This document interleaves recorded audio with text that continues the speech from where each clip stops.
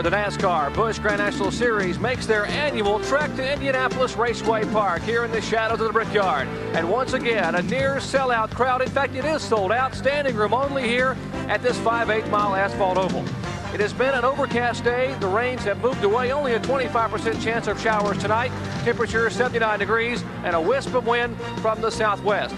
Hello, everyone. I'm Jerry Punch, and what a tremendous show we have in store for you tonight. Busch Grand National Series racing, as they always, put on a wonderful show here in Indiana. I'm joined by two-time NASCAR champion Ned Jarrett. And Ned, the reputation of this series precedes itself. 8 years, literally stood in line for tickets to watch. Well, the fans here in the Midwest have recognized what kind of competition they know they can see when they go to see the Busch Grand National. Jerry, there have been 11 different winners so far this year, which points up the kind of competition they see every week with these cars running. And when you mix a handful of NASCAR Winston Cup drivers in there with the regulars on the Busch Tour, the fans want to see a. I believe this is the best proving ground in all of auto racing, the Busch Series, for a young driver who is trying to make his way in, maybe perhaps one day, NASCAR Winston Cup racing. Well, there are some inexperienced drivers and a lot of experienced drivers in tonight's field. Either way, they will get a stiff challenge from this racetrack. How about it, Benny Parsons? Jerry, what a unique racetrack we have here at Indianapolis Raceway Park. Most mile ovals flat, the groove would be on the bottom of the racetrack, surely no higher than the middle way of the track, but not here at Indianapolis. Here's the groove. Follow me all the way up, almost to the guardrail. As a matter of fact, in the middle corners, the cars will be hitting the rail. Before it's over, sparks are sure to fly. What is that you're wearing underneath your headset there where your hair used to be? What kind of hat is that? Jerry, you know, we don't do a hat of the week during a Busch Grand National race, but Bob Daniels, our host this weekend, sent me this hat to use. I thought I would use it here. Served on the USS Salem in 1952. He's trying to organize a reunion with everyone that served on that cruiser over in the Mediterranean. So I thought I'd give him a plug. It's in September, so if you served on the USS Salem, get in touch with Bob Daniels at Indianapolis Raceway Park. You know, and every time I saw the big race, Indianapolis 500, in the month of May, it was raining. And every time I do a race with you, it's raining. I can't swim. I'm making all this sail country, Jerry. We can put away your rubber duck, Benny. It's not going to rain tonight. At least we hope it's. We got a lot of racing action to come your way here from Indianapolis Raceway Park. NASCAR Grand National Series racing under the lights here at Indianapolis Raceway Park in Claremont, Indiana, just a few miles from the famous Brickyard. Tonight's speed roll coverage of the NASCAR Kroger 200 brought to you by Quaker State. The Big Q is One Tough Motor Oil. By Budweiser, Beechwood Aids for that clean, crisp taste. This Bud's for you. And by Purelator, the world's largest filter company. We'll be back with a starting lineup and more pre-race activity from IRP after this.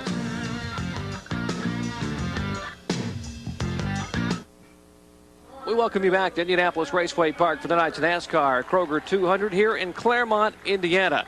The race tonight, 200 laps, 137 miles. The track, 0.686 miles. That's 5/8 of a mile. And the purse, an impressive $109,208. A great field on hand tonight and a tremendous crowd tonight. But last night, they had a big crowd as well. Because of the popularity of the Kroger NASCAR 200 this year, Bob Daniels decided to make it a two-day show. Allow the drivers to come in a day earlier and sign autographs. Tommy Houston and other veteran drivers, including Davey Allison and some of the Winston Cup regulars, on hand for that session. And then last night, qualifying first round, and Rick Mass loops it out of turn 2, trying to get his best lap in, but it was to no avail. They were all chasing this man, the car number 25, the Crown Fast Fair Oldsmobile, setting a track record at 110 miles an hour. Then they were getting set for more action, but Morgan Shepherd puts the roller skates on and puts on quite a show. The three-time NASCAR Kroger winner here at IRP and Winston Cup competitor did his disco roller skating routine before a standing audience who were cheerful and applauding watching this young man perform. And then these men performed for the CarQuest Pit Crew Championships, the first time ever competition for Busch Series crew members. This is LD Auditor's crew, led by Elvin Rector, changing 2 tires, adding fuel, and cleaning the windshield in 16.284 seconds. Looked to be the fastest time of the night. An efficient effort. Now, other teams weren't quite so lucky. Here, the car number 34, trying to change tires. Jack Sprague's crew. Now, watch the right front tire man trips and falls, and Sprague alertly jumps on the brakes, keeps running over his crew member, and then pulls away. But the best effort of the night, the veteran John Irvin led Nestle's Crunch crew for Dale Jarrett. Changing 2 tires. Kenny Knupp, the right front tire. Irvin will pull the jack, and Jarrett will pull away in 15.901 seconds.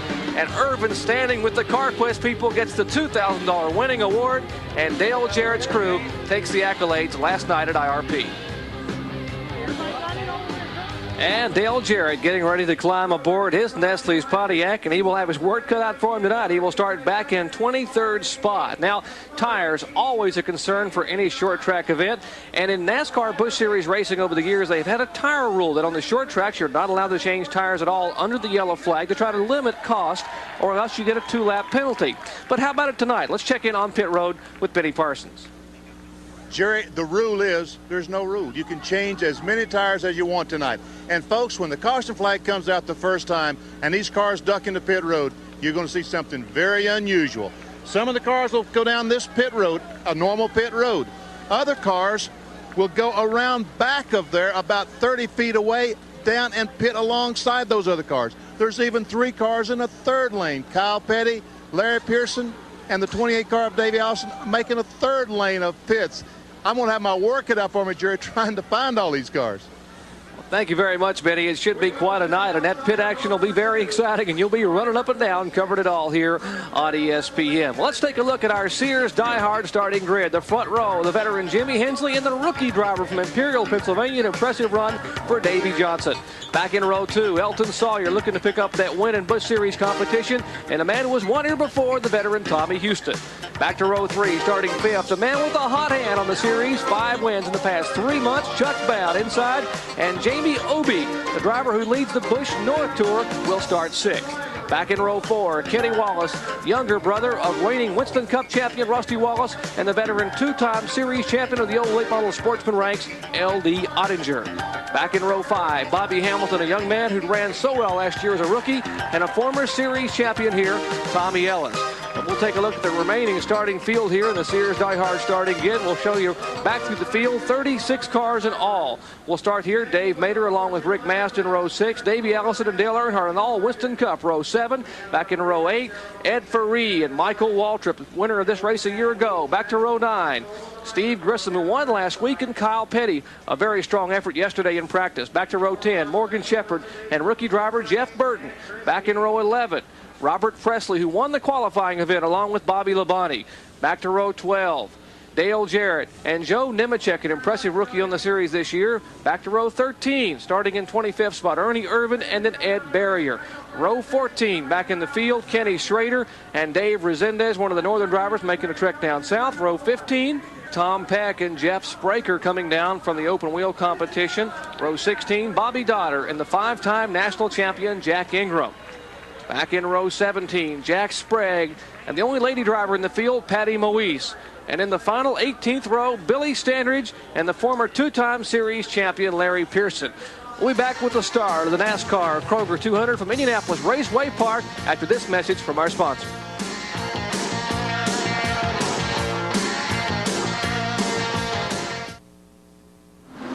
Back in Indianapolis Raceway Park, the current Busch Series point standings. Chuck Bound, the man with a hot hand, has a point lead, 317 points. And Chuck Bound in the Nescafe Pontiac will start in 3rd spot tonight. The 36-year-old driver whose best finish here 8th a year ago. But what a difference a year makes for that driver. We'll be riding inside with the CarQuest Cage Cam, and that is the pole sitter's car. 44-year-old Jimmy Hensley from Ridgeway, Virginia, a former winner here at Indianapolis Raceway Park. And what an effort Hensley had yesterday in qualifying. A brand new 1-lap track record, 110.260 miles per hour. That's the record for the Crown Fast Fair Oldsmobile, and he will lead the charge. 36 cars, 18 rows. The 9th annual visit for the NASCAR Kroger 200 to the 5/8 mile Indianapolis Raceway Park. Under the lights here, and we welcome you here to our Speed World coverage. Tremendous racing action on hand here. Crowd on his feet at Indianapolis Raceway Park, getting ready for the green flag. The field out of turn 4, led by the veteran Jimmy Hensley. Green flag waves, and Hensley pulls away toward turn 1.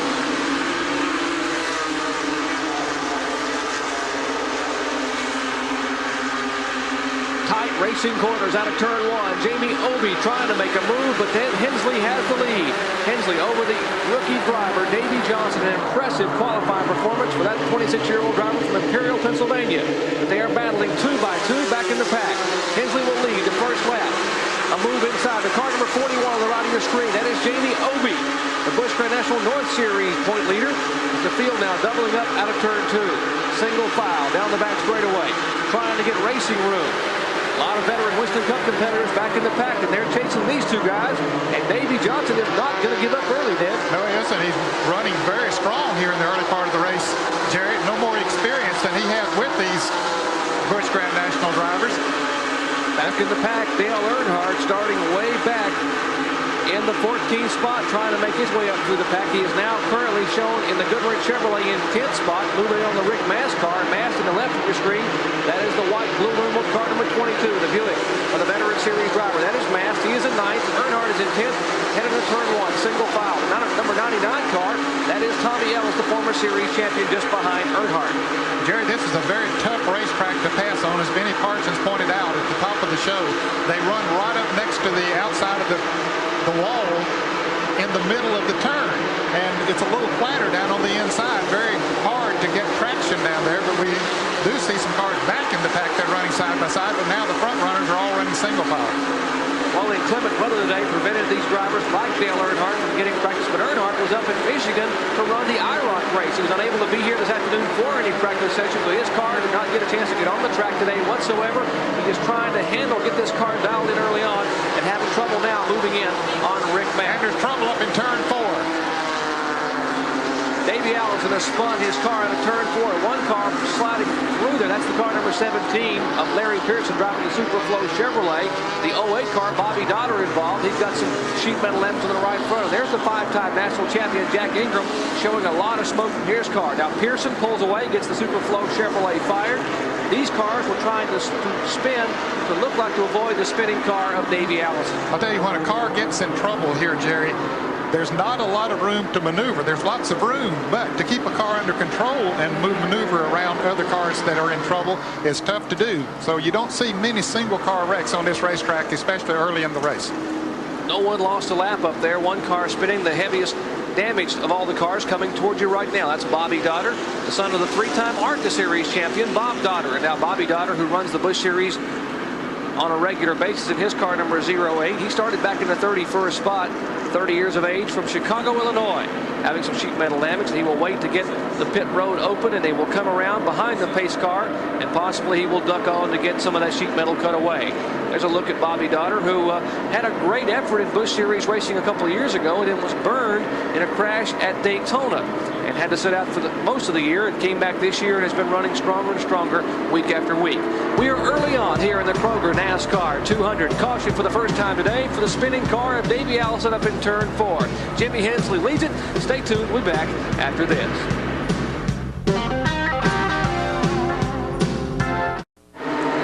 Back at Indianapolis Raceway Partners, including the first caution of the day. Safety car makes the hard left-hand turn down pit road, and Jimmy Hensley, our pole sitter, picks up where he left off, taking the green flag and leading the charge in turn 1.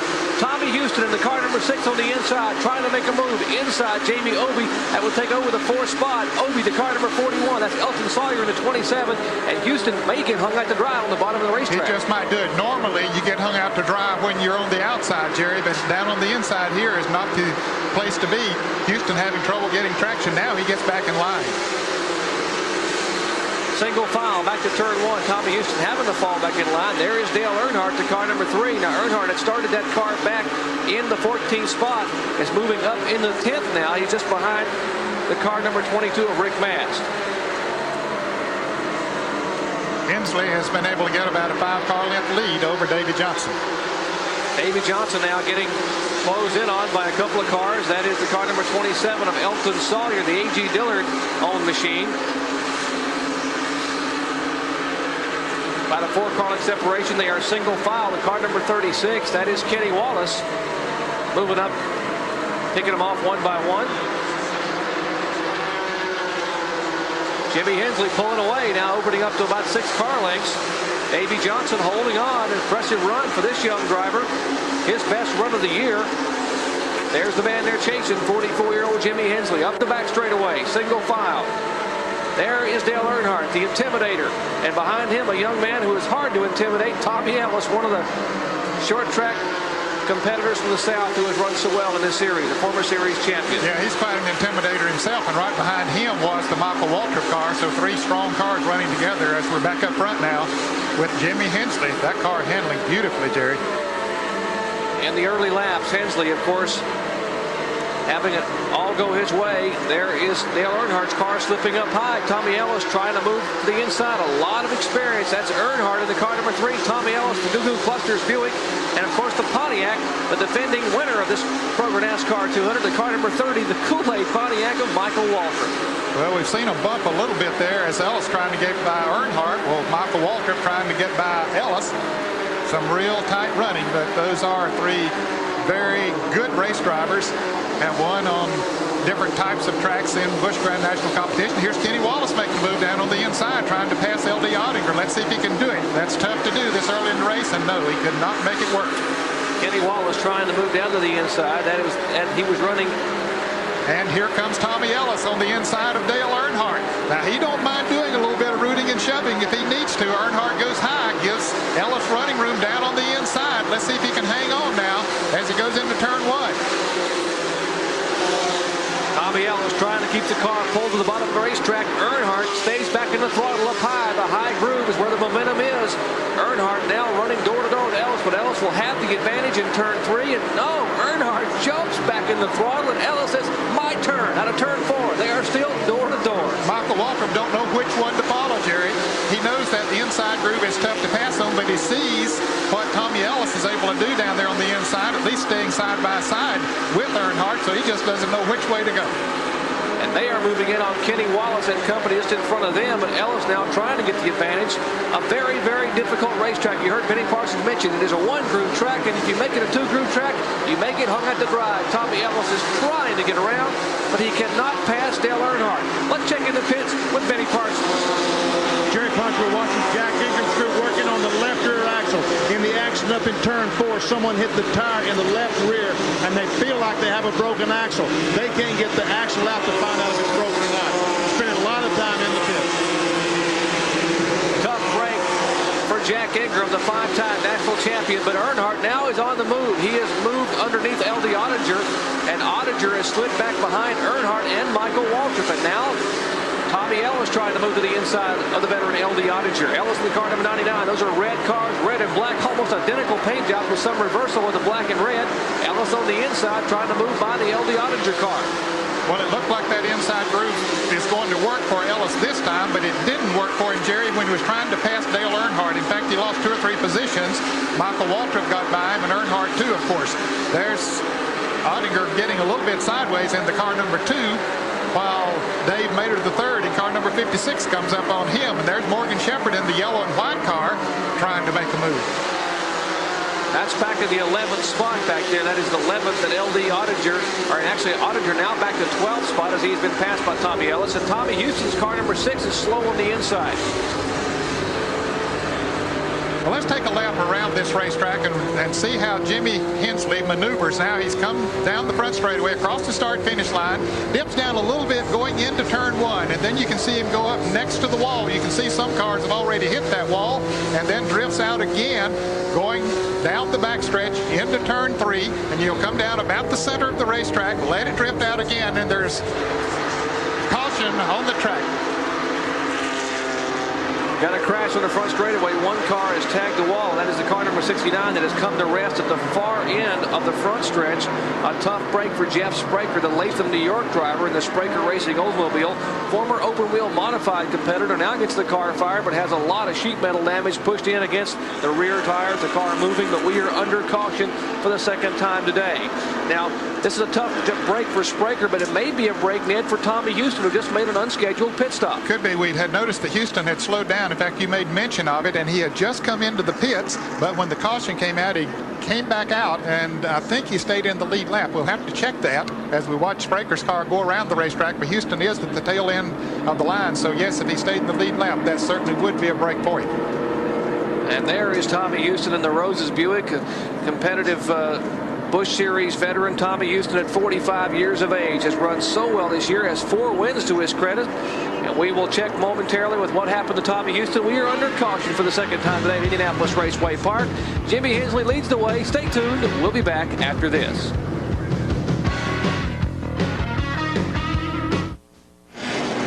While we're on break, Tommy Houston in the Rosie's Buick made an unscheduled pit stop. I'm with Don Miller, the engine builder on the car. Don, what seems to be the problem? Front seal on the transmission is gone. It's putting grease in on the clutch disc and causing it to slip. So the clutch is slipping? Yes, sir. Is he going to be able to run at top speed? Or? No, I don't. Right now we don't know how to fix that. Oh, one of the top runners out. Jerry. Tough break for Tommy Houston, currently 4th in the point standings. Back to green flag racing, and Jimmy Hensley, who set the track record at over 110 miles an hour, pulls away. An impressive, just as impressive as Hensley's run, is running in second spot, young Davey Johnson, the rookie driver this year on the tour for the first time running the full tour. And there we are inside, looking out of the back of Hensley's Oldsmobile in our CarQuest Cage Cam. And you get a good look at the front of the Buick, the Daly's Fruit Juices Buick of Davey Johnson.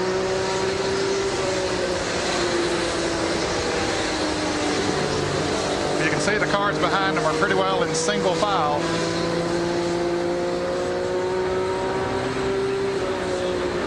Running right up next to the wall. There's a battle back in the pack, and that's Morgan Shepherd creeping up there to the right of your picture, the car number 9, the Texas Pete Sauces Chevrolet. And we'll show you last year's winner. That's the Kool-Aid Pontiac of Michael Waltrip. Michael Waltrip, having started way back in the field in the car number 30 and 16th spot. In the Country Time Drake Lynch's Pontiac, that's the Ronnie Silver prepared car. There he is on the left of your screen. Waltrip now trying to move inside. Elton Sawyer in the car number 27. Sawyer now trying to hold him off in the Buick, but Waltrip takes the spot. Hey, Waltrip is looking pretty strong here, Jerry. Of course, he knows how to get around this racetrack, as evidenced by his win last year. Making some very good moves and picking them off sort of when he comes to them. He has to work them. As we said earlier, you've got to work somebody to get them around him on this racetrack. But if you have a good handling race car, you can do it, and he's showing that you can. Well, he is currently in 7th spot. The Waltrip in the 7th position, trying to move in on Kenny Wallace in 6th. Now Kenny just in front of him for a second. Here's Kenny Wallace in the green and white car that Michael Waltrip is coming up on now. Waltrip running a very good line around this track. Rick Mast in the blue and white, car number 22 up in front of them.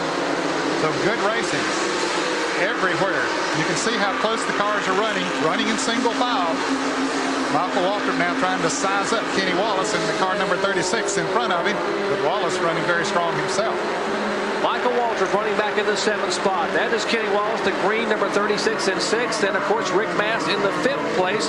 Mast is starting back in the field. A good run for Rick Mast. The Kool-Aid colors of Michael Waltrip. The car he won with last year. In fact, he destroyed in a spectacular crash on ESPN at Bristol, Tennessee early in the year. So Ronnie Silver and the crew rebuild the car for the short tracks, and it is coming to bear tonight here at Indianapolis Raceway Park. Michael Waltrip trying to move in on Kenny Wallace. Michael Waltrip, who won here a year ago, likes this racetrack. He thinks that possibly he's had some good breaks up here, and again tonight he is having a good run at this 5/8 mile asphalt facility. Michael Waltrip thinks he's been pretty lucky at this racetrack. How about it, Mike? You've had some good luck at IRP, haven't you? This deal's been real good for me. I started my Busch career right here in 1988. It was my first ever Busch Grand National start. 2 races later, I won my first Busch race at Dover in Darrell's car. We won here last year, and we've already won 2 this year. So it's a nice deal for me to be able to be in a race car and be winning while I'm still trying to conquer the big deal on Sunday. Michael Waltrip, who would like to make it 2 in a row up here. He became the first driver in IRP history to win from Busch Series competition from the pole, although Jimmy Hensley might do it again tonight. We will take you back in the pack and pick up the 3-time winner here at Indianapolis Raceway Park, Morgan Shepherd, now driving the car number 9, the Mike Swain owned Texas Pete Sauces Chevrolet. Shepherd has agreed to drive this car in 16 races thus far this year, Dan, and he has 2 pretty good finishes, 4th at Nazareth and 4th at New Hampshire. Yes, he has helped that team considerably, Jerry. They were having some handling problems with their cars, and there's no one in auto racing, in my opinion, that knows more about the chassis of a race car than Morgan Shepherd. So he brought a good bit to the table other than his tremendous driving ability in this series. On other short track events, Ward Burton, the rookie driver and the older brother of Jeff Burton, drives the car. But even though Morgan did not qualify that well back in 19th spot, he is running better and better, currently being shown in the 12th spot. There's Kyle Petty right behind him with the new color on the car number 42 and the new sponsor on it. That's the split fire spark plugs. Of course, they were sponsored by Ames. Of course, for legal reasons, the Ames department store people unable to continue their sponsorship. They are in Chapter 11. And Split Fire came on board with that Ted Condor-owned team, and Kyle Petty has run very, very well. One of the better cars in practice earlier yesterday and today. He did not qualify that well, but is expected to be strong late in the race. The car seems to be handling very well. Many of these drivers just sort of checking out the competition. They want to run hard so they won't lose a lap because they know Jimmy Hensley's out front running very hard, and they want to get as far up front as they possibly can so when they make a pit stop they'll have good track position. Kyle Petty back in 14th. Right behind him is Steve Grissom in the car number 31. Then Dale Jarrett, and Jarrett now sliding a little bit as they're trying to move by the slowed car of Tommy Houston. Houston, of course, having made the unscheduled pit stop. You heard that report from the pits a little bit ago with Benny Parsons and Don Miller. And there is Dale Jarrett, whose crew won that first annual CarQuest Pit Crew competition last night. A little over 15 seconds, and Jarrett now running back in the pack. He is in 17th position now, Jerry. He started in 23rd position. Dale Jarrett slowly but surely picking him off, and a pretty good pack to be in. That's Kyle Petty in the car number 41, Steve Grissom in the 31, and Grissom coming off his first ever Busch Series win a week ago at Pulaski, Virginia, up in Dublin, Virginia, Pulaski Speedway, we should say. And he's trying to move inside of Kyle Petty. That's for the 14th spot. Jimmy Hensley showing the way back up front, and Hensley is literally pulling away in the crowd fast fare Oldsmobile. A tremendous day for the 44-year-old Ridgeway, Virginia driver. Jimmy Hensley becoming the second driver to lead them all. We'd like to do it here. Stay tuned. We'll be back.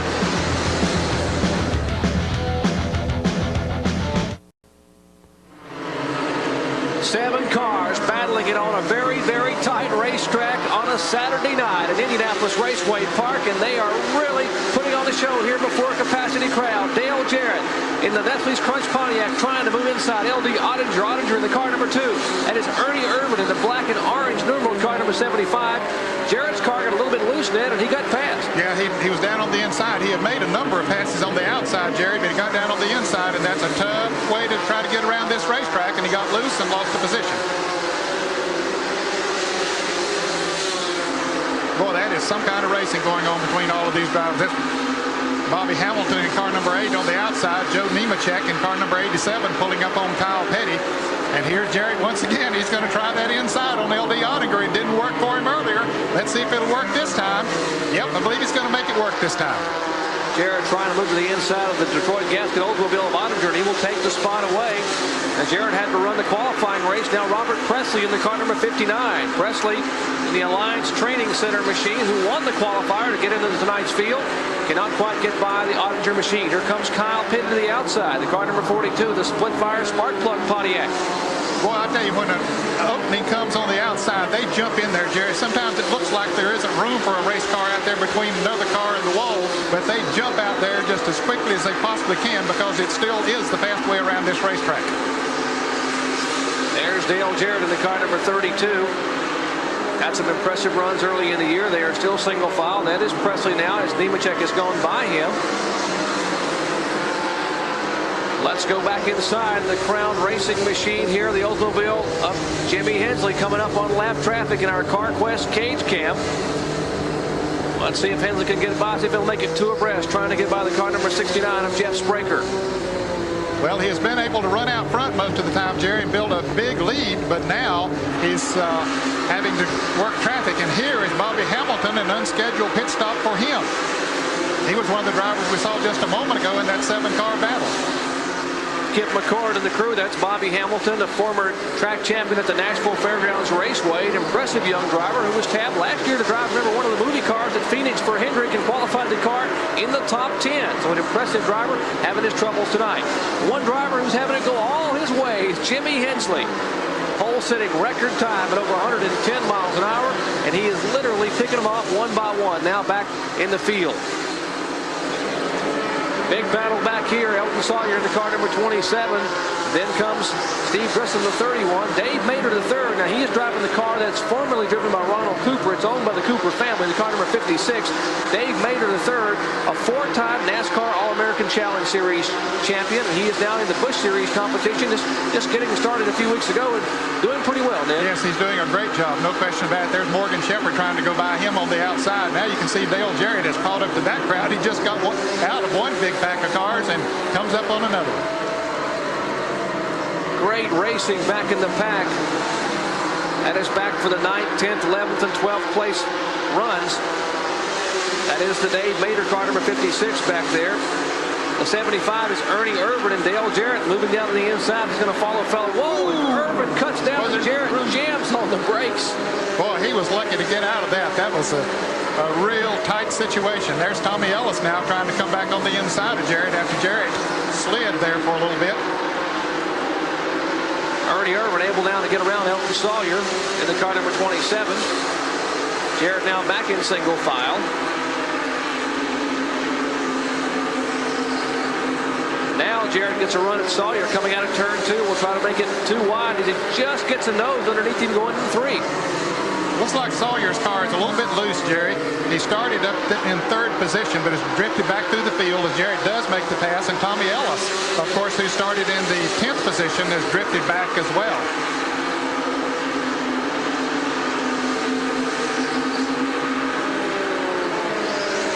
Dale Jarrett currently being shown in 13th spot, and that 14th is Elton Sawyer. Tommy Ellis trying to take the 14th spot away. Back on the inside, Ellis is the car number 99. 1988 Busch Series national champion.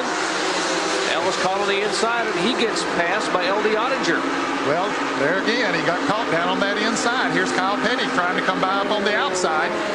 And look at Kyle. It just doesn't look like there's room for a race car on the outside, but he goes out there. Ellis gives him the running room. Here's Nemechek coming by Ellis on the outside. There's Robert Presley, car number 59.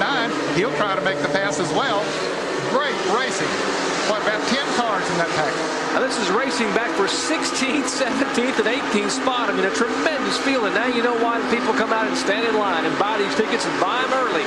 A sellout here at Indianapolis Raceway Park for the last few years for Busch Grand National Series racing at its finest. They put on one well of a show here. Let's check in the pits with Benny Parsons on the Bobby Hamilton story. Benny. Jerry, I don't know what's wrong with the car, and neither does Bobby Hamilton. They've looked all around. They looked under the car. They've looked inside the engine, and now there's a man inside the car trying to figure out why the car won't run. As soon as they stop working on it, I'll try to find out myself. Bobby Hamilton is sitting in the car, leaning on his left arm with the helmet there, trying to say, I wish I could be out there, guys, and what a disappointment for the driver from Nashville, Tennessee. They are still going at it back in the pack there. The leader, Jimmy Hensley, making it look easy. Hensley, a former winner here at Indianapolis Raceway Park. Back years ago, Hensley won in 1985. The only race run without a caution flag. And he is showing the way here at IRP as we have plenty of action to come your way. Stay tuned. Back at Indianapolis Raceway Park, Jimmy Hensley showing the way. He won here in 1985, but he is having a great night again, having set on the pole, but this battle is right in front of the leader. This group of 7 or 8 cars back and forth, inside and outside, and Robert Presley just slides up in front of Elton Sawyer. Now L.D. Ottinger in the car number 2 will try to go beneath Sawyer. These drivers, Ned, have seen the leader coming. Yes, they have. They've been told by their pit crew, hey, the leader's coming up. You don't want to go a lap down, so you can bet your bottom dollar they're going to be scrambling to stay out in front. Now here comes Hensley. You can see him. He's the blue and white car right at the back of that pack. As Tommy Ellis comes into the pits, he just went a lap down. But here's Hensley. That's a tough crew to lap. He just went around Kenny Schrader, and look at that pack in front of him that he has to go around. Our CarQuest cage cam, he is fighting to turn that wheel. He's got to be very careful. The Penrose car in front of Hensley. Is out. And we have a yellow flag. Debris on the racetrack, as you said, Ned. And Jimmy Hensley was just trying to get around Kenny Schrader. Well, he had already passed Schrader, but Schrader beat him back to the start-finish line and got back in the lead lap. Caution for the third time tonight. Debris on the racetrack, and Jimmy Hensley has got to be smiling inside that Fast Fair Oldsmobile, the Bobby King prepared car. We have run about a third of this race now, Jared. It'll be interesting to see if anyone comes into the pits. The pit is closed right now until the pace car gets out and picks up Jimmy Hensley. Now remember, it's a 200-lap race, Ned, and according to these are V6 engines, 274 cubic inch engines with the 390 carburetors. Now many of the crew chiefs were figuring they could go about 150 laps on fuel. We are at 66 laps right now. What will they do? Well, I don't know. I guess it depends on how their car is handling, and as far as the tires are concerned, that'll make the decision as far as whether they come into the pits or not, depending on how their tires are doing. Jimmy Hensley showing the way here in the Fast Fair Oldsmobile in the early laps here at Indianapolis Raceway Park. Caution for the third time today. We'll be back with pit stops and more action after this. Back at Indianapolis Raceway Park under caution for the third time tonight for debris on the racetrack, and they will make the entry onto pit road. Ned, Jarrett, here comes our leader, Jimmy Hensley, down the pits. Remember, double wide in the pits there. They will pit on the front and back side of that piece of guardrail. Yeah, those pitting on the backside, they can make their pit stops maybe as quick back there as we see the split screen, but they won't be able to get out onto the track quite as quick because they got an extra turn to make when they get down to the end of pit road. Of course, we're watching the Davy Johnson on the bottom of the screen, and Jimmy Hensley already has the service on his Fast Fair Oldsmobile, and he heads back out onto the track. Remember, no tire rule tonight. You get as many tires as you need to, and that is Earnhardt's crew, Tony Urey and the crew, and that was unpredictable, wasn't it? Well, I tell you, they do a great job. The fact that Earnhardt was pitting on the second tier of the pits behind there, that was remarkable pit stop. Tremendous effort in the pits there. Jamie Obey, the car number 41, being shown as our leader. Obey, a former two-time winner of the Oxford 250, the richest non-Winston Cup short track race in America. And there's a view of Jamie Obey, our current Busch Grand National North Point leader. He is the leader right now here at Indianapolis Raceway Park.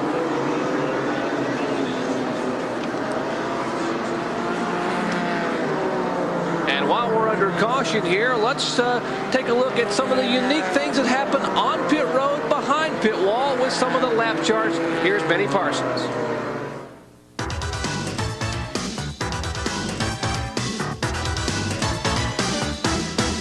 Track facts are brought to you by Quaker State. The Big Q is One Tough Motor Oil.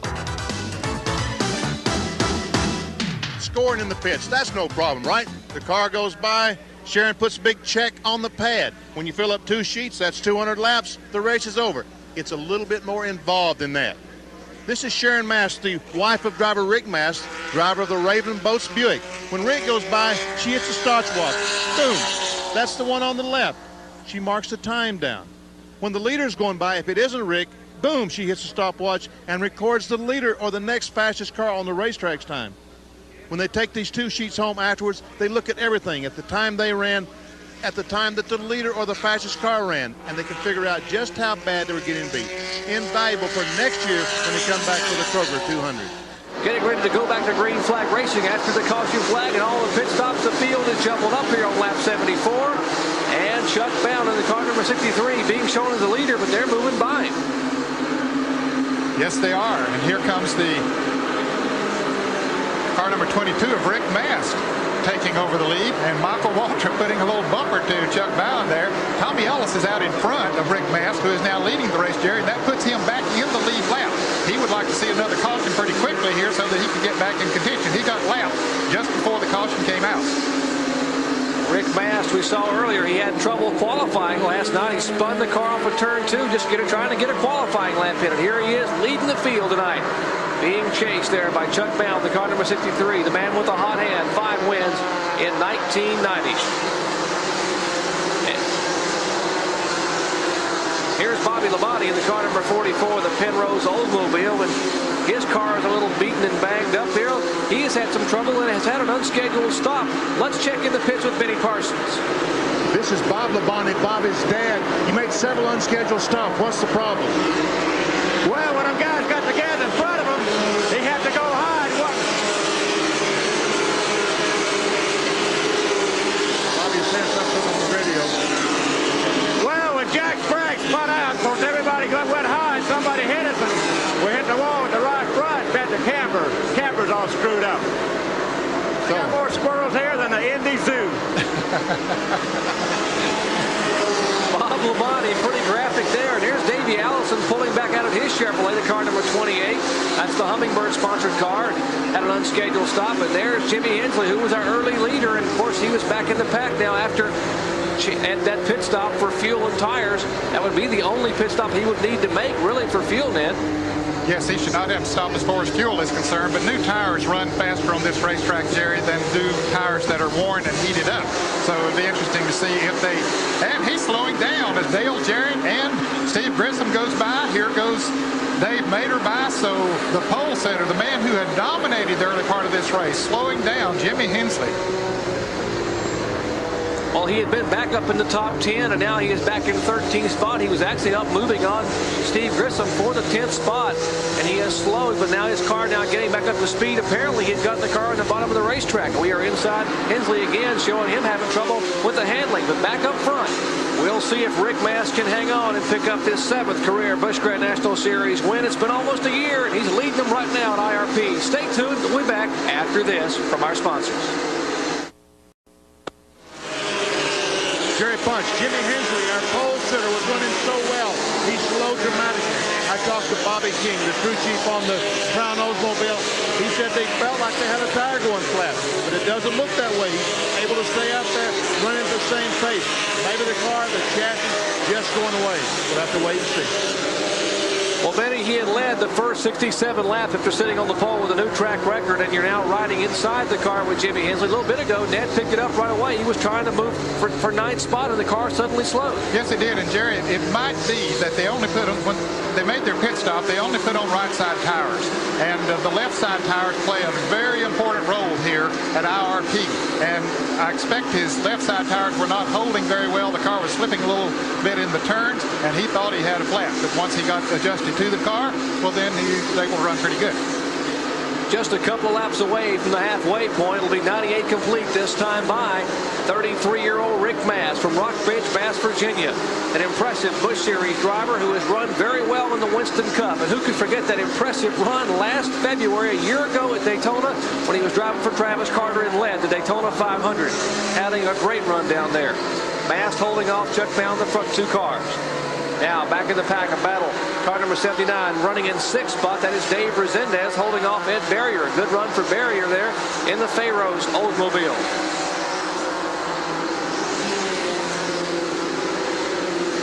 It wasn't long ago that Barrier passed Dale Earnhardt, so they pulled away from him a little bit.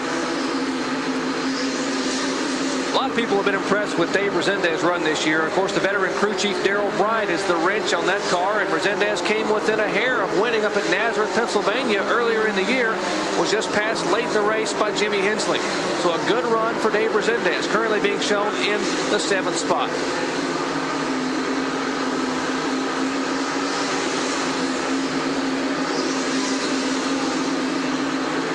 And there is Dave Resendez. Good-looking young man, and Ed Barrier, who has not had a steady ride for the past few years in Busch racing, but has had a tremendous amount of talent. And a big battle right behind these cars. They are jamming it up, beating and banging. That is Dale Jarrett and Dale Earnhardt. A pair of Dales rubbing and racing down in turn 1. Earnhardt trying to hang on. Jarrett moves beneath him, takes the spot, and that's Ernie Irvin. Looks like a Winston Cup show. Jarrett, Earnhardt, and Irvin. Now Irvin gets up and rubs his buddy from nearby Indianapolis, because that's where Irvin lives, just outside of Concord. A little contact there between Kenny Wallace in the green car and Ernie Irvin. Here's Kyle Petty trying to get in there and mix it up. That looks like fun. I want to get up there and play a little bit too, but Kenny Wallace has a little bit to say about Kyle making a move. Earnhardt on the left of your screen. Then comes Ernie Irvin, and we'll watch him again as they will taper down in turn 3. Back up front, that is Rick Mast in the car number 22. Moving in on the car number 41 of Jamie Obey. Obey had been shown as a leader after one of the caution flags early on. That he pitted and came back out, and the car just not running up to steam. No, it's not running like it was earlier in the race. Now here's a fellow that's having a tough night. That's Ken Schrader in car number 52, and just behind him is Davey Allison, 2 of the top NASCAR Winston Cup drivers. But tonight is not a very good night for them. Allison is at least 1 lap down. Ken Schrader did get back in the lead lap after having gotten lapped but he beat Jimmy Hensley, who was leading the race at the time, back to the line. But Schrader's car just not performing up to par here for him. Kenny Schrader, best 1990 finish, third at Darlington, South Carolina. Of course, the former USAC champion. And there's Davey Allison running his own Chevrolet. Had to abandon the Ford after they couldn't quite get the parts to put the motor together, the V6 motor. So they went back to the Chevrolet with the Buick engine, and they are running not that well here at IRP tonight, but they're out there having some fun. And here is Larry Pearson in the car number 17. He is subbing for Darrell Waltrip, and they have had their troubles in the Superflow Chevrolet, Dan. Yes, they have. He has made a couple of unscheduled pit stop, green flag pit stops, Jerry, as Rick Mast about to put another lap on him. This is the first Busch race, I believe, that Larry Pearson has run this year. But the car just not seem to be working too well for him. Now we're back inside of Jimmy Hensley's car. He's back in the pack, but running pretty well now. Jimmy Hensley, who thought he had a tire going down a little bit ago, and then that's him back in the pack. And Hensley now being shown in the 16th spot. This goes to show you, no matter how quick that car was early on, it is a tough track to pass on. Yes, it is, but he had dropped back quite a bit behind. That's Kenny Wallace right in front of him, and he had dropped back about a quarter of a lap behind him, so he has run him down, Jerry. So apparently the Crown Oldsmobile is picking back up.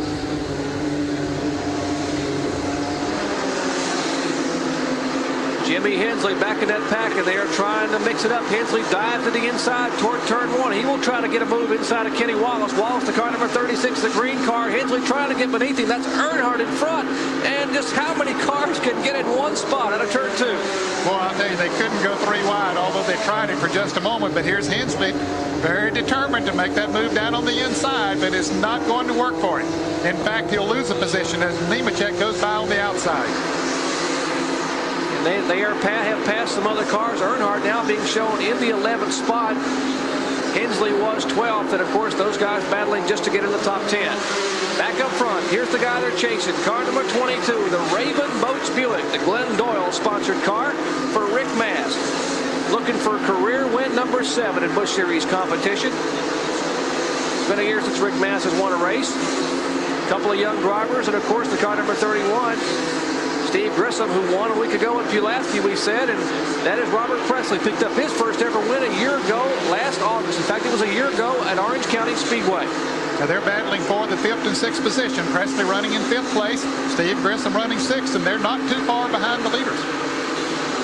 Robert Presley this past Monday hired Ricky Pearson, of course the older brother, younger brother of Larry Pearson, as his crew chief. Ricky Pearson, a veteran crew chief that took his brother Larry to 2 series championships in the Busch competition, and he's got his hands full, but he holds Grissom off.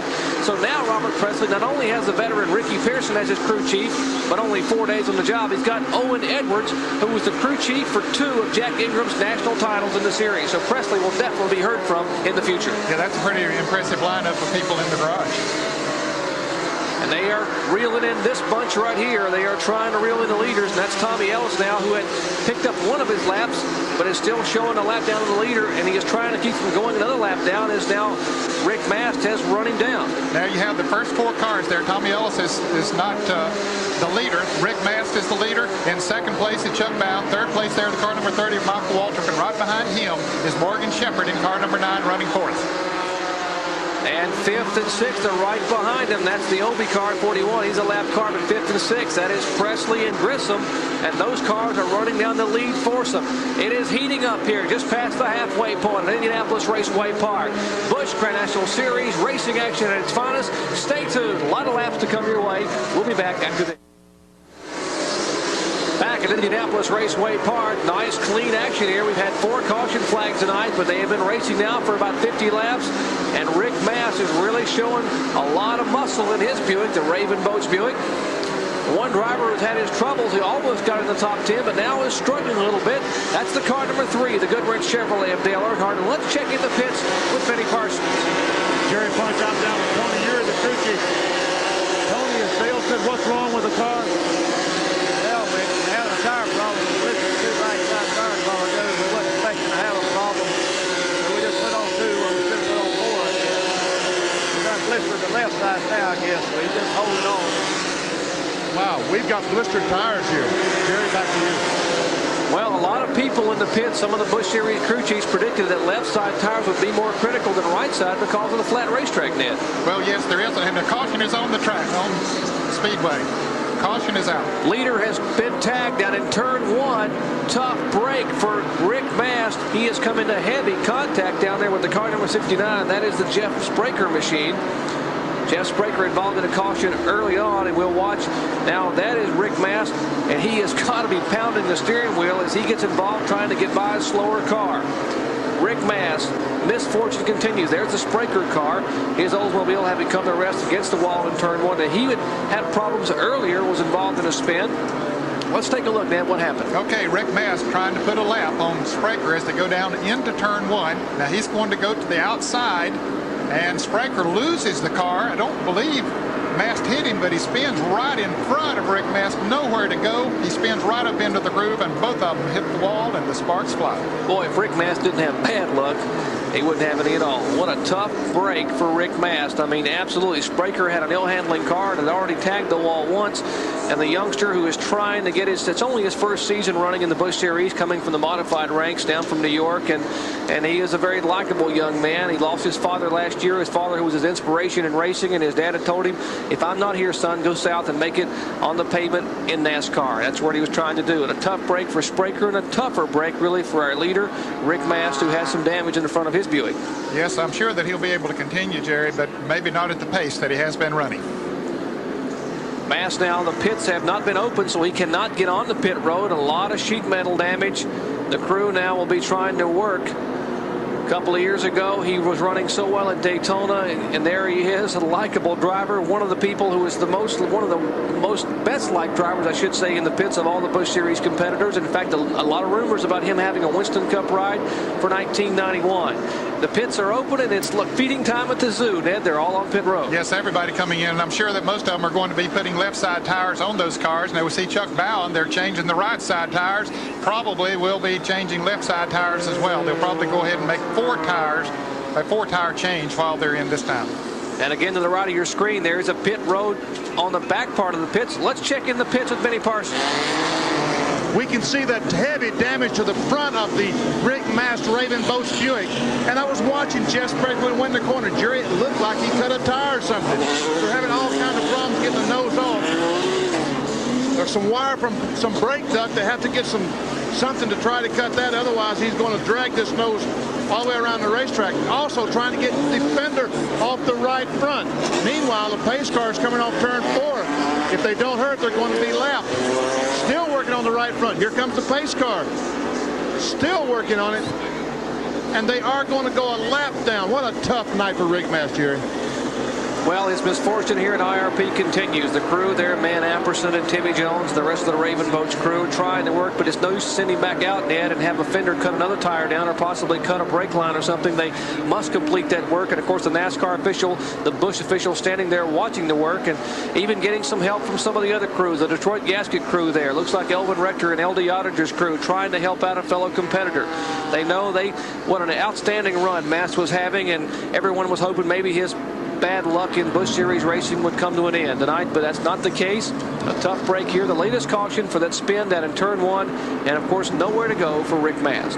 Well, he goes back out now. He is just one lap down, but I don't think that car is going to be driving as good as it was before, because that right front wheel doesn't look like that it's towed the right way. Let's take a look at the leaderboard here after the 5th caution flag of the night at this sold-out Raceway Park. Steve Grissom, who won a week ago, back up front here. Ernie Irvin, who had trouble getting in the field, even had to run the qualifying race, now being shown in 2nd spot. Dave Mater III, a 4-time All-American Challenge Series champion.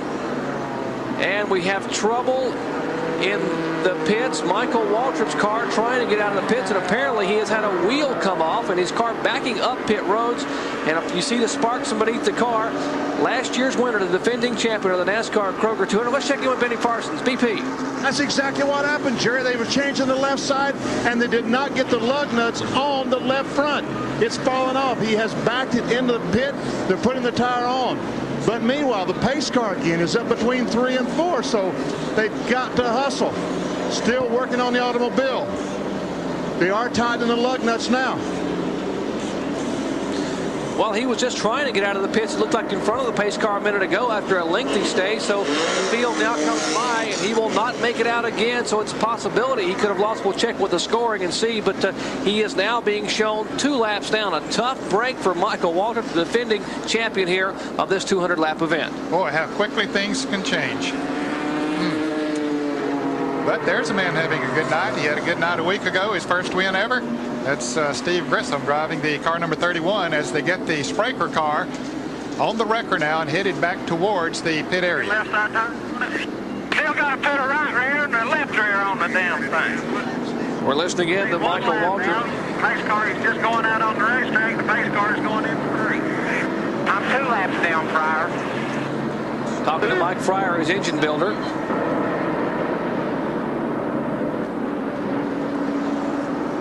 Well, he's a couple of laps down to Michael Waltrip in the Country Time car. We'll see if we can get a word with him, Jerry. Let's check in with Michael Waltrip. Michael, this is Jerry Punch at ESPN. Michael, a tough break in the pits there. What happened a minute ago? Well, Jerry, probably not the best time to comment on what happened. You know, I was real proud of my team, or my car, the way it was handling. We were coming up through there. Seemed to have screwed up here.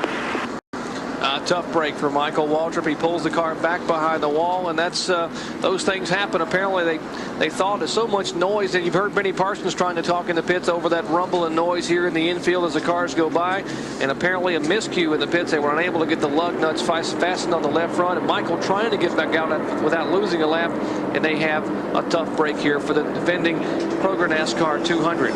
Let's check in the pits with Benny Parsons. Jerry, I'm with, I guess, a dejected Rick Mass is the best I could say. Just know where to go, Rick. One of those lap cars we have trouble with every week. Jumped in front of me off of 4, and I was on the gas and run up on him. We got ready to go into 1. He motioned me to the outside. He went to turn down. About the time he turned down, he just stopped, and there it was. I hit him. We turned and we wrecked. You look like you had a winner tonight. Well, I thought I was pacing myself, but I guess not. Rick, better luck next time. Well, you know, the Raven Busch Buick's been fast for the last 3 months. Just stuff like this keeps happening. We'll be okay. Jerry, back to you. A tough break for Rick Mass. We are under caution for the 5th time today. Showing the way, car number 31, 27-year-old Steve Grissom from Gadsden, Alabama. Stay tuned. Lots of laps to come. We'll be back.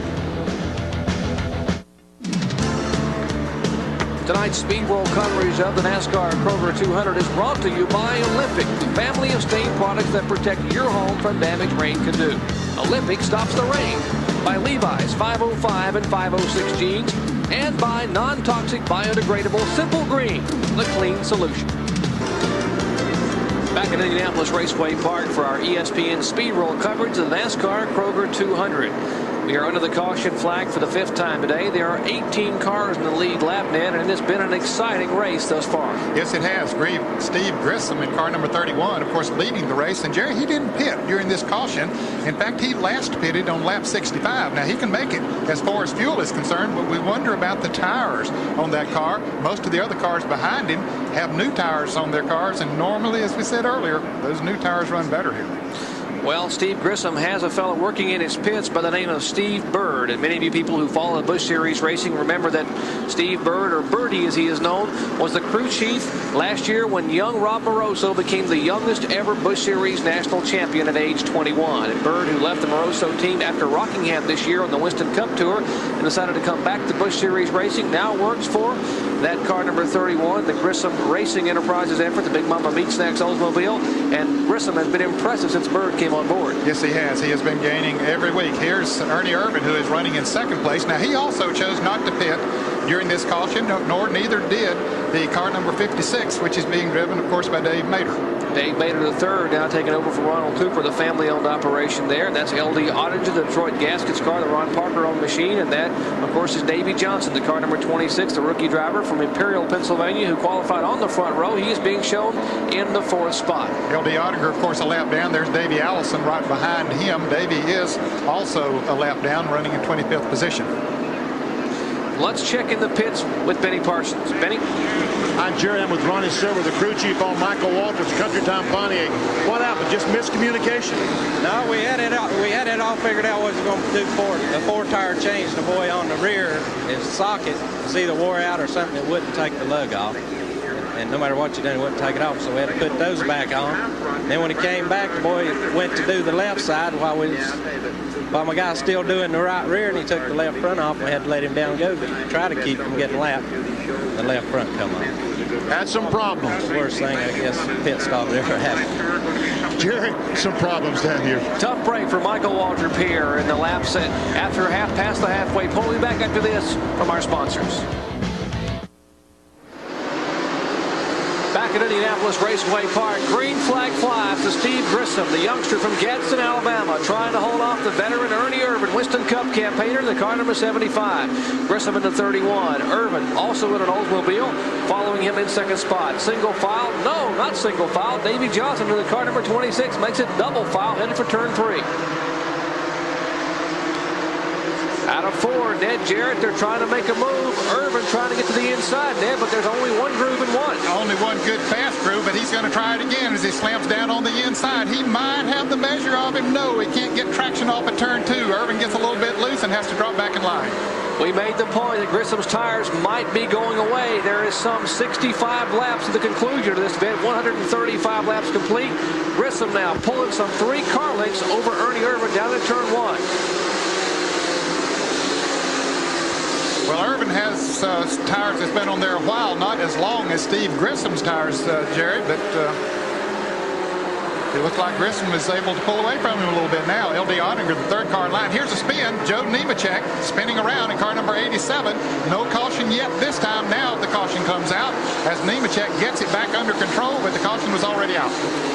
Well, he had spun into the infield of one of the barriers around one of the light poles. Joe Nemechek, rookie driver from Lakeland, Florida. That's the car prepared by Donnie Allison. He had been running back in the 12th spot, Ned, and this is the car. He was the All-Pro Series champion a year ago, and now running as a rookie in this year, and had some pretty impressive runs, but he's got some damage on the right front. Yes, it looks like the fender might be pressed in against the tire, so he will have to come into the pits and get that corrected.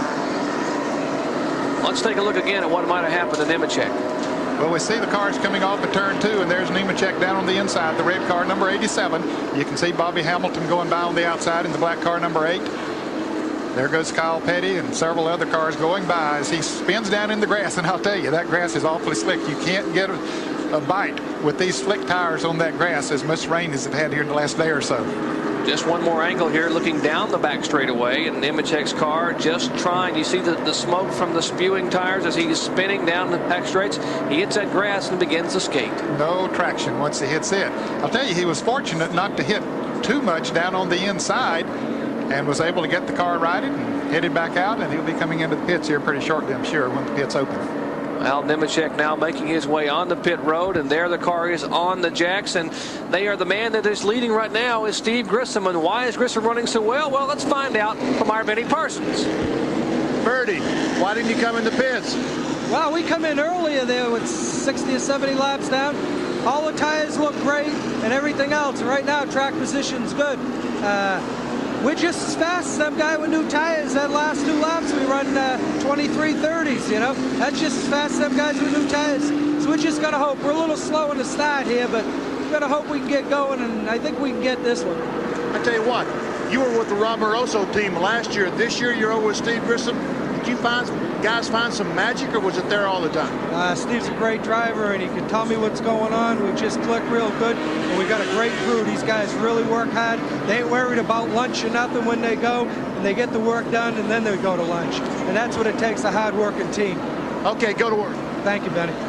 Indeed, Steve Grissom has the work ethic. He was a high school All-American football player in Alabama. He's from Gadsden, Alabama. He spurned offers to play college football from some of the best teams and decided to go racing. And here's a young man who's going racing again, Rick Mass, minus a lot of sheet metal in the front of his Buick and that Raven Boats car, and never say die. Rick Mass, he's not in the point standings then, but he's got something to prove to that crew, working awfully hard to get the car back on the racetrack. Well, of course, he's able to get Raven Boats a little bit of exposure on television here for one thing, but he's not in a battle for the championship, Jerry, but he is certainly in the top 20 in the Busch Grand National points, and that pays money at the end of the year. So get out there and get as many points as you can. As you can see, he's ranked 11th right now in the Busch Grand National points and would like to move in the top 10.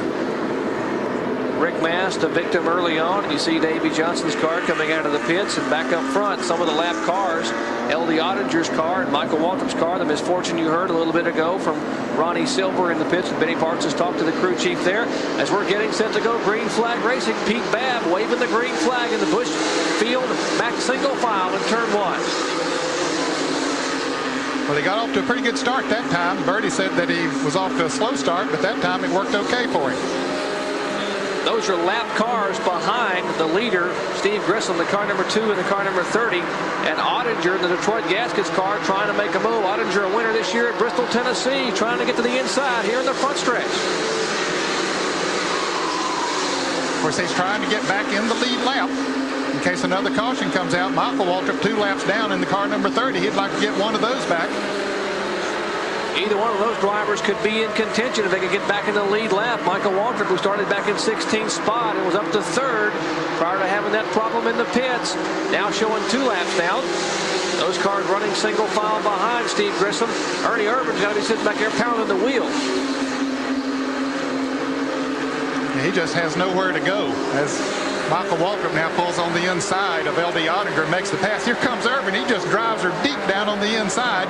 Didn't stick too good for him, but I believe he will be able to get around L.D. Ottinger. Well, I think Michael Waltrip kicked the door open and Ernie snuck through before L.D. Ottinger could close it. And now the car number 56, Dave Mader, trying to get to the inside. His car will not stick on the bottom of the track and slides back up in behind Ottinger. Mader running in the 3rd position. That's the 4th and 5th place cars back there you saw a moment ago. That was Presley in the car number 59. Back up front, the lead car is Grissom, and he's getting a lot of heat now from the lap car of Michael Waltrip.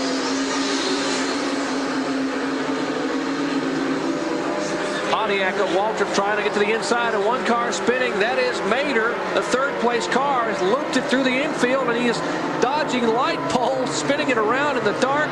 Caution flag comes out, and Michael Waltrip will get by Steve Grissom and get one of his laps back. A great move by Michael Waltrip as Mader now finds his way back through the infield, taking a couple of passes. Agricultural Racing back up off the grass. There is Mader, the 4-time short track champion for the All-American Challenge Series.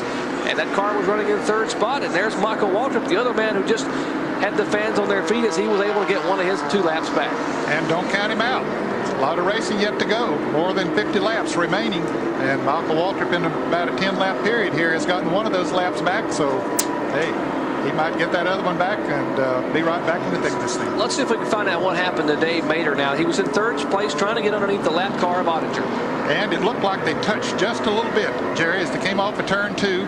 And around he went down on the inside. The field goes by on the outside. And once he hits that grass, that wet grass, not a whole lot he can do but just hold on and hope he doesn't get into the fence. At least there is a lot of room down there on that grass before they get down to a fence. Well, there are no spectators allowed in the infield here at Indianapolis Raceway Park, and they're just the pit areas and a wide open spaces, and a few cameramen, a few of our ESPN cameramen doing the dipsy doodle down there trying to dodge the Buick, but a great job. And now tell me, as a driver, do you really have your eyes open when this kind of thing's happening in the pits, in the infield? Well, you know, a lot of times you'll hear drivers say, well, I just closed my eyes and hope for the best. There wasn't a great deal that he could do because that grass is so wet, and of course these tires without tread on them don't get a lot of traction, so it makes it very tough to do much about it. How about it, Benny Parsons?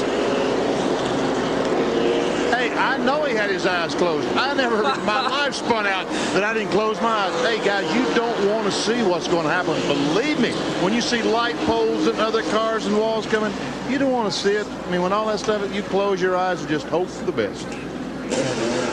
Well, you wear out the eyelid muscles on some of those spins, and they're back on the racetrack. Dave Mader hoping to get the car back up. We've got a lot of laps of racing to come your way. A whole lot of racing left. We'll be back after this. A little over 50 laps of racing remaining. The green flag waves, and Steve Grissom leads him down to turn 1. Grissom in front of the lap car of L.D. Ottinger. Ottinger's the car number 2. That is the Oldsmobile for Ottinger, the Oldsmobile for Grissom. And Dale Jarrett has spun. He has looped his car around. He has come into contact. Coming up out of turn 2, the car number 32, the Nestle's Crunch car has been tagged, and the former victim, they're racing back to the line as the caution flag comes out once again. They're trying to get a lap back, and Ottinger can't quite do it. Well, Dale Jarrett was running in the 7th position, got tagged going into turn 1 and looped the Nestle's crutch Pontiac. We'll see how much damage is done to it if he's going to be able to continue on around. Looks like some sheet metal hanging off the rear. There's Dale Jarrett. And his car, as Ned said, sustaining some damage in the left rear. John Irvin and the crew will be going to work on that. Let's take a look, see if we can see exactly what happened on the restart. Okay, you can see Jarrett down on the inside, and there's Morgan Shepherd. Looked like tapped him just a little bit as Jarrett was trying to move around Michael Waltrip, and around Jarrett went. Well, Morgan Shepherd was the 8th place car. Jarrett was 7th on that restart, and they were really 2 abreast trying to get through a very, very tight turn. There is Dale Jarrett. His car now back in the pack. Under caution here for the 8th time today. A record for cautions in a race for Busch Series 17, set earlier in the year up at New Hampshire. And of course, we are halfway there, but I think we're going to run out of laps. We've had a lot of exciting action here tonight at Indianapolis Raceway Park. Laps winding down, safety car leading Steve Grissom, and that team has really come together. We will hold the camera here as you watch your favorite cars and drivers come by. You'll sort of get an idea of where they are in relation. There is the car number 9 of Morgan Shepherd. Ironhead, they call him, Dale Earnhardt. Kenny Wallace in car number 36. Dale Jarrett had just spun. Some of the drivers who have had to park it had tough luck. Tommy Houston, who had a tough night, of course, and will drop down on the points. Jack Ingram, the 5-time champion. The rookie, Ed Faree. Jeff Burton driving the Sam Ard effort. And Larry Pearson, who was subbing for the injured Darrell Waltrip. Back up front, and that is Steve Grissom showing the way. And here is Dale Jarrett making his way on the pit road. Let's check in the pits with Benny Parsons. Jerry Punch, they have some damage on the left rear of the automobile. Part of the quarter panel is dragging the racetrack. Also, they're making a chassis adjustment on the right rear. Evidently, the car a little bit too tight because they took a little bit of bite out of the car. Back on the pits, back on the racetrack, out of the pits. And the Goo Goo Clusters Buick going by. That's Davey Johnson and Jimmy Hensley coming in. Now, Hensley's car was not handling like he would have liked it to, although he had worked his way back up to 5th place, and he has made a pit stop. There are 17 cars in the lead lap. We have an Oldsmobile leading the race here at Indianapolis Raceway Park. The manufacturer standings, that's Steve Grissom, who won last week at Pulaski, showing the way. 1990 wins, Ned. A good effort by Pontiac. Yes, they are having very good success on this circuit. Certainly much better success than they're having in the Winston Cup Series. Forward, the 1 win, that Mark Martin coming at Myrtle Beach just after Mark's outstanding effort at Daytona. And there is Pete Babb indicating the yellow flag restart here. He's getting the cars lined up for the restart on the short track. And Chuck Bound, the highest running Pontiac. That's the Nescafe Pontiac. And you know if he's not going to lead it, he'll be in the top 5. And he's being shown in 4th spot. Of course, he's one of the reasons that Pontiac is at the top of the heap as far as the car manufacturer's points are concerned with those 5 wins so far this year. He could make it 6. We're going to go green as the laps are winding down. It will be 47 laps to go here at Indianapolis Raceway Park. Stop number 21 on the $4 million Busch Tour. And the youngster Steve Grissom trying to hold them off the crowd on their feet. Jam-packed house at Indianapolis Raceway Park as the green flag waves. And they're 3 abreast, beating and banging to turn 1. Well, most of them get singled out as they go into the turn, but I'll tell you wondered if they were going to make it the way they hit it into the turn. Not a single turn signal in the bunch, man. They just all sort of try to blend in. Look at Earnhardt go. Making a good move there. Well, he's running out of laps to intimidate folks, so he's got to get busy there. And now making a move, doing a little intimidating of his own. That's the black and orange number 75, Ernie Irvin. He moves underneath the lap car of Ottinger. Irvin now to within a car length and a half of the lead car of Steve Grissom.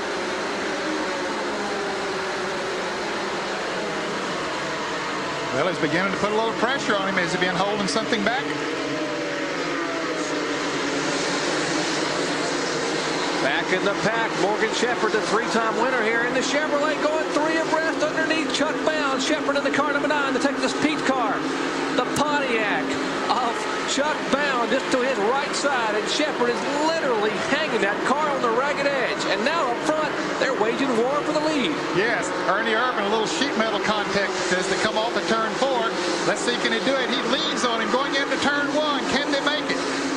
He continues to lean on him as he comes off of turn 2, but Grissom holding on to the outside groove and holds on to the lead. Well, they say in the movies, rubbing is racing, and they're racing here at IRP tonight. Well, I'll tell you, there is racing everywhere. I don't know why people bought seats tonight, because no one is sitting down. They literally are on their feet here watching as Earnhardt now tries to make a move inside of Robert Presley. Out of turn 2, the Goodwrench Chevrolet moving inside. The car number 59, he makes the move. Yeah, pretty impressive pass there. He just got down there and drove right on by on that tough inside groove. The drivers have been told by their crew members laps are winding down. No need for tires, no need for fuel. Just hold the pedal down and turn left. Let's make an impressive show. Now Earnhardt on the move. Now that's Michael Waltrip in the car number 30. He had gotten one of his laps back a minute ago, and now is trying to make a move inside of Ernie Irvin. Yeah, he'd like to pass Ernie and then, of course, get up there and pass Steve Grissom, then hope for another caution, and he would be back in the lead lap and back in the thick of the battle. Morgan Shepherd is on the move. That is the car to the left of your screen, the car number 9, the Texas Pete colors. Shepherd starting back in the pack, not having a good qualifying effort. That car back in 19th spot. Well, there's Grissom out front, but look at Morgan Shepherd back there in the yellow car. He tried to make it 3 deep, but that didn't quite work. Morgan Shepherd was trying to mix it up with Michael Waltrip. He lost some spots now. Michael Waltrip, that car is a lap down, but he won this race a year ago from the pole. Looked to be very impressive in the Ronnie Silver prepared car. Morgan Shepherd now trying to move to the inside of Kyle Petty. Now Shepherd has peeled some of that sheet metal loose in the front of that Chevrolet Lumina he's driving. A little bit of flapping sheet metal on the right side. The fender after that contact a minute ago with the Pontiac of Michael Waltrip. Now you see some of the sheet metal as he's trying to make a move inside of Kyle Petty. And there's Dale Earnhardt trying to move up on the outside of him. 3 great drivers, Winston Cup drivers, battling it out here at the Indianapolis Raceway Park. Shepherd hanging tough down on the inside, but he hasn't been able to get around Kyle Petty. Now, is he going to lose a position? No, he's back up there. Now he gets traction. They bang together a little bit coming off the turn. They're banged together there again, but Shepherd gets the pass. But Kyle Petty's not going to give up that easy. Gives him a little love tap there on the back bumper. But Shepherd now, look at the sheet metal on the right front of that Chevrolet, but still going strong. That's the 4th, 5th, and 6th place cars, and there's the leader, of course, Steve Grissom, showing the way. Laps are winding down.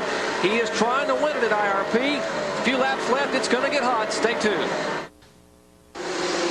It's getting wild here in the lane, waning laps at Indianapolis Raceway Park. Dale Earnhardt trying to make a move inside of Kyle Petty. That would be for the 5th spot. Kyle Petty trying to hold off Earnhardt. Kyle's Pontiac and Earnhardt in the Chevrolet. 2 Winston Cup veterans vying for 5th place. Less than 40 laps to go. In fact, 34 laps remaining here in the NASCAR Kroger 200 at Indianapolis Raceway Park. Well, Earnhardt tried him down on the inside like Morgan Shepherd did, but he was not able to make that pass. And here's a spin. Jimmy Hensley, car number 25, spinning around.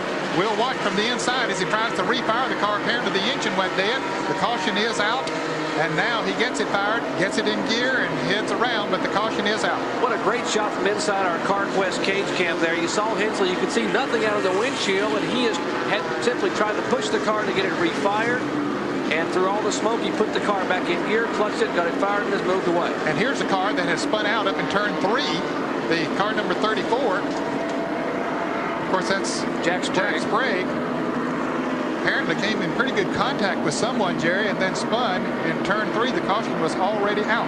He is a rookie competitor. That's the Frank Cece racing car, that the John Junk prepared machine that was driven last year by Jimmy Spencer. Moved on to the Winston Cup ranks.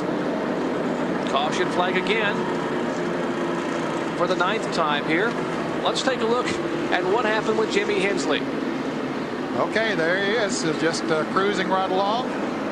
and it looks like he let go of the wheel for just a moment. He was on the inside of Elton Sawyer in car number 27, and you can see his hand come off of the wheel as he grabs all the steering wheel he can get, Jerry, as the car is spinning around. Of course, he didn't want to cross his arms over, and we see him reach down for the gear shift, and then the car died where he's looking now for the starter to refire the engine, and there he is on the track, ready to go again. Well, textbook spin. They tell you in the drivers' meeting, the NASCAR drivers are told, don't try to turn the car back up into traffic. It'll come across the racetrack and you'll end up getting T-boned. And he didn't. He listened very well and got the car refired. Our leader is Steve Grissom. An impressive performance for this young driver. Let's check in the pits with Benny Parsons. Jerry Punch, Steve Bird, the crew chief on the Steve Grissom automobile, told us a moment ago they don't want to see caution flags. And he was right. In about 2 laps, as he said, he pulled away from Ernie Irvan by what? Half a straightaway. And guess what? Another caution flag comes out. Steve Grissom looks like he's got the car to win, but he needs a break. If he can just keep it green for a few more laps here, just 32 laps to go, he may be able to get his second win in a row. 2 wins in 2 weeks for Steve Grissom. He's showing the way here. This capacity crowd enjoying every lap of it, as you will when you stay tuned. We'll be back. Back at Indianapolis Raceway Park, 174 of 200 laps complete. Steve Grissom, Ernie Irvan, Chuck Bound, Kyle Petty, and Dale Earnhardt in the top 5. We'll show you 6 through 10. Presley Wallace, Resendez, Elton Sawyer, and Ed Barrier. Morgan Shepherd, who had been running so well after starting back in the pack in the Texas Pete car, was up to 4th place, has had his troubles here. He was in the pits a moment ago for an unscheduled stop, and you see that sheet metal on the front of the car, Ed, they had their trouble. Yes, they did. They had to pull that sheet metal away. The NASCAR officials looked at it and said it was rubbing, and the green flag is out now. Shepherd back in the field at the back of the pack. Green flag waves, the 9th caution flag of the day over, and Shepherd is in the back of the pack. Will have to hurry if he's going to get back up front. They're 2 by 2 through the first couple of turns here as the laps are winding down. There's Kyle Petty and Dale Earnhardt being shown in the 5th spot. Back up front, the car number 31, that's the leader, that's Steve Grissom, but behind him, the Pontiac is on the move. That is Michael Waltrip, who was 2 laps down. It's now still a lap down, but would love to have a chance to get around, and Waltrip drives it right against the wall in turn 1. Well, he's trying his best to get back in the lead lap. He might have it this time, Jerry. Let's see. He's going to have to lean on him a little bit, but he don't mind doing that because he knows how important it would be if another caution should come out. If he could get back in the lead lap, but not this time. Michael Waltrip, 4 Busch Series wins, 2 this year. He won at Richmond, Virginia after sitting on the pole, and he won at Dover, Delaware. Driving the car number 30. Now that's the second place car number 75. The black car in your screen, that's Ernie Irvan. So Grissom the leader, then the lap car of Waltrip, then Irvan. Now making a move on the inside. Car number 42, that's the battle for 3rd spot. Kyle Petty takes the move inside of Chuck Bound. Now Kyle Petty has a little fresher tires on his car than does Ernie Irvan and Steve Grissom. Michael Waltrip has fresher tires than any of them, and it looks like it's working for him. But will he be able to get around Grissom and get back in the lead lap? There's Chuck Bound, and there's Earnhardt back in the 5th spot. Michael Waltrip is going to have to hustle less than 25 laps. It'll be 21 laps to go. 179 complete that time by everyone jostling for position. Billy Standridge in the car number 47, battling along beside the car number 99. Former series champion Tommy Ellis. And Michael Waltrip is off the pace. His car slowing in the backstretch. His car has dropped down to the picture you see to the right of your screen, a puff of smoke. Grissom, your leader, he was being hurried by Waltrip, and now he is pulled away, and there a lot of smoke coming from the car and a little bit of backfire. Waltrip's day is done. Yeah, I think it's all over for him tonight. He made a gallant run, and after getting 2 laps down because of a miscue in the pits, that is all over now. What an effort for Michael Waltrip, and what an effort for this youngster. Car number 31, Steve Grissom, who had not had a Busch Grand National Series win until last week at Pulaski County Speedway in Dublin, Virginia. Sat on the pole, went on to win it there.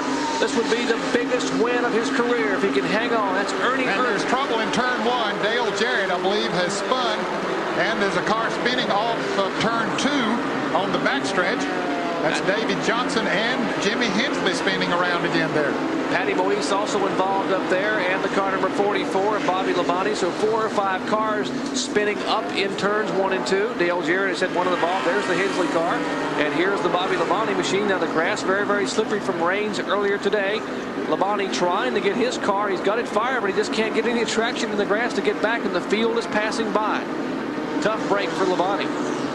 Yes, it is. Of course, he's very high in the point standings. In 3rd place, as a matter of fact, just can't get traction. You can see the rear wheel spinning on the car, and there could have been oil going into that turn from the car of Michael Waltrip. We saw the smoke coming from that car, although there was a lot of cars running real close together when they went into the turn, but a lot of them spun down there, and there could have been oil from the Michael Waltrip car. A lot of cars slipping and sliding down there, bringing out the 10th caution flag of the day. Finally, Bobby Labonte gets the car back down the back straightaway. There's our leader, the front 2 cars. That's Grissom and Irvin. Steve Grissom, 2 IRP starts. He finished 24th in 88 and 6th in 89. And 10 caution flags. Let's check in the pits with Benny Parsons.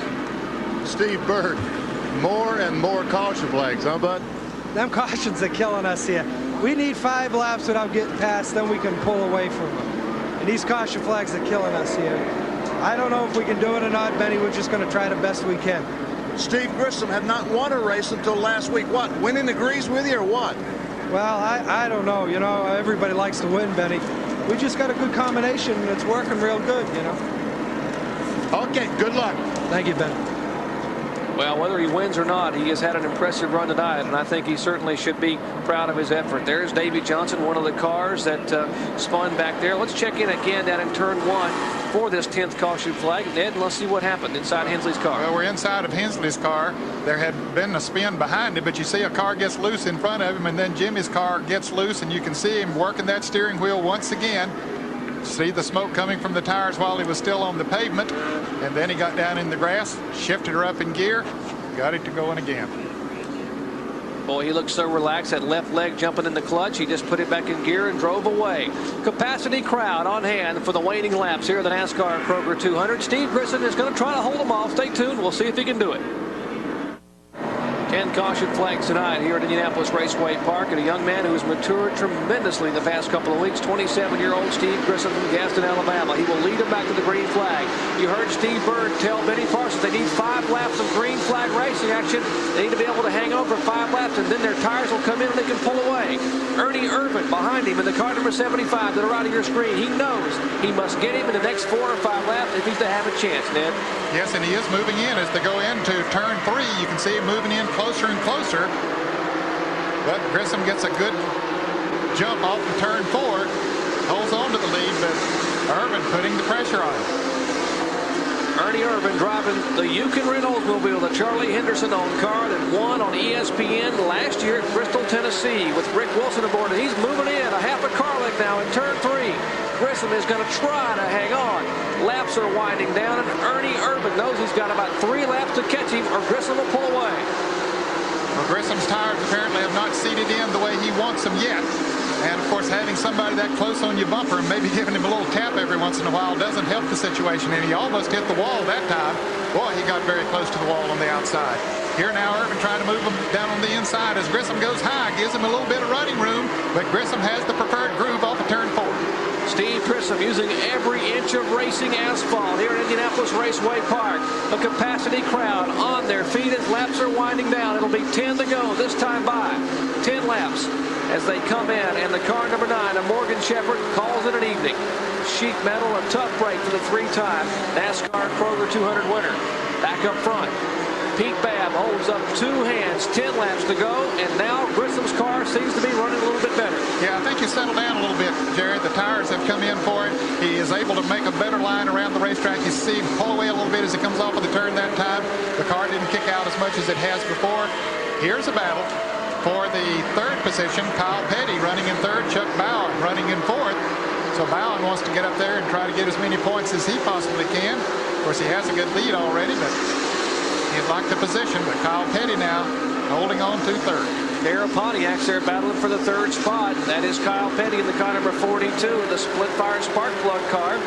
the Ted Conderon machine, and of course the Hensley Racing effort, the Nescafe car of our current Grand National point leader, Chuck Bound, and Chuck gives him a little bit of a nudge, lets him know he's back there, and the laps are winding down. And not too far in front of them are the leaders, so they're certainly in contention. Kyle goes high, loses a little bit of time there, but Bound not able to take advantage of it. It's got to be getting a little slick out there. We've had 10 caution flags and some speedy draw on the track. The tires are getting a little worn, and now Chuck Bound really has his hands full, twisting that steering wheel, nearly losing control out of turn 4. Kyle's certainly protecting that high line that has worked well for most of the drivers tonight. And you can see they're not very far behind the first and second place cars. That's the lead 2 cars there. The 31 car of Steve Grissom. Then comes Ernie Irvin, and only about 5 car lengths back to that battle between Petty and Bound. Kyle Petty and Chuck Bound. They headed to turn 1, and they're running them down, Ned. Yes, they are. Dale Earnhardt not in the picture there, but he is running in 5th place. Kenny Wallace running in the 6th position. Laps are winding down here at Indianapolis Raceway Park. Steve Grissom trying to hold off Ernie Irvin. 5 laps to go, that time by. 5 to go. Steve Grissom hoping to pick up the biggest win of his young Busch Grand National Series career. The 9th annual Kroger NASCAR 200, a purse of over $109,000. And here's the battle for 3rd spot. Chuck Bound continues to put the pressure and the bumper every once in a while to Kyle Petty. Bound is a little faster, I believe, than Kyle, Jerry. If he could get around him, he might be able to get up there and challenge those 2 for the front position, but he has not been able to get around Kyle Petty. That would be 5 points if he could move around Kyle Petty, and towards the end of the season that could make a big difference. And of course, I'm sure there is quite a bit of difference in the money from 3rd to 4th place as well. 3 laps to go, that time by. And Earnhardt now beginning to make his move. He will come in the picture as Chuck Bound can't quite get the nose of his Nescafe Pontiac beneath him, but now he slips a little bit, and Earnhardt is on his rear bumper. Yeah, he lost a lot of ground right there in that move, but look how quickly he moves back up on Kyle Petty. Kyle now sort of protecting the inside line with just 2 laps to go. It'll be white flag this time for Steve Grissom, the 27-year-old driver from Gaston, Alabama. The battle really heating up. Chuck Bound has to make his move. There is Grissom and Irvin, the front 2 cars. Here's the battle, 3rd, 4th, and 5th. That is Kyle Petty. Back up front, here is Steve Grissom coming out of turn 4 to take, and Kyle Petty spinning sideways out of turn 4, and Chuck Bound let him know he was there. No yellow flag. Kyle gets the car righted, and he will head back on the racetrack. White flag is waving to the field as they come by. So Steve Grissom will get the checkered flag this time around. He knows there was trouble on the track, but he's still coming down wide open, and you can see his crew as he gets the checkered flag.